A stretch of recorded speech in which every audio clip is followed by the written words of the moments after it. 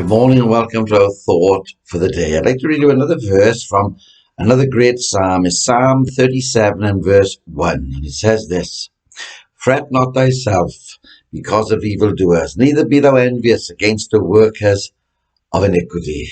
The heading I've given this morning is this: Don't look to the evildoer, but look to the divine deliverer. Isn't it exciting when we read these psalms and we see the wonderful things that God does for each and every one of us who love him and trust him? Yeah, we have another great psalm, and we can feast from the experiences of David and trust in God that this feasting will save us from much pain and much heartache, that we are prepared to follow and see his experiences so we don't have to experience the heartache for ourselves. You see, the psalm opens with the first precept or command, or if you like, it shows us to control our behavior and our thoughts.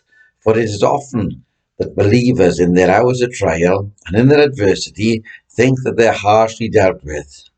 When they look around and they see people totally destitute of any kind of religion and honesty and respect, and yet they rejoice in abundant prosperity. But remember, it is the prosperity of the world.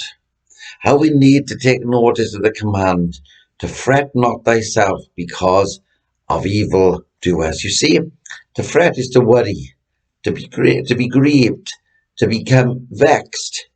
You see, human nature is very apt to be filled with jealousy. When it sees lawbreakers riding, it seems, on horses, and those that try to live holy lives walking in the mire. In ourselves, we could become bitter, but in the grace of God, he will make us better.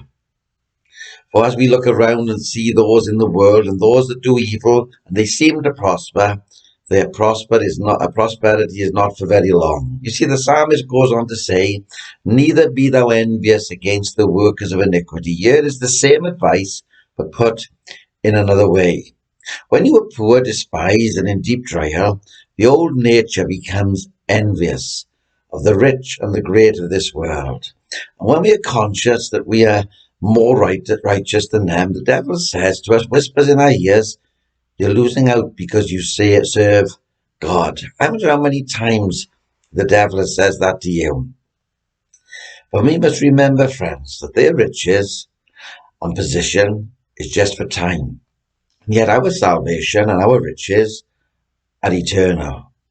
Who envies the fat bullock with all the ribbons and all the garlands which decorate him when he is led to the slaughterhouse? And yet there's a great parallel between the bull and the unbeliever. For as we look around and see those who are evil, prospering and growing in riches, we can see that Satan is fattening them up, fattening up all those who are evil for the slaughter. And they are lost for all eternity.